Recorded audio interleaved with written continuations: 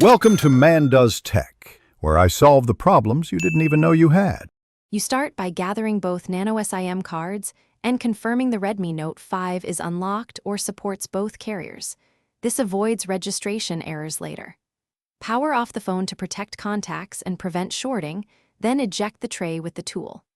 Once the tray is out, align SIM1 in the slot marked 1 and SIM2 in slot 2, making sure gold contacts face down. This orientation ensures the phone reads both cards and prioritizes the primary slot for data. Once done booting, unlock the phone and go straight to settings, then SIM cards and mobile networks to register each carrier. You should name each SIM and set the default for calls, SMS, and mobile data separately so you control costs and connectivity.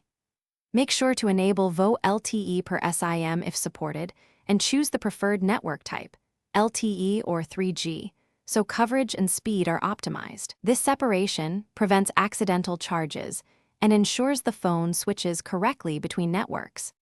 To finish, you'll practice switching which SIM handles mobile data using quick settings or the SIM menu so you get comfortable changing profiles. If one SIM doesn't register, power off, reset the tray, and try the card in another phone to isolate the problem. This tells you if the issue is the SIM or the phone.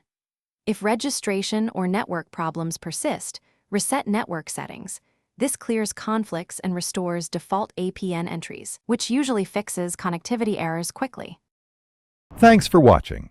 If you found this helpful, don't forget to like and subscribe.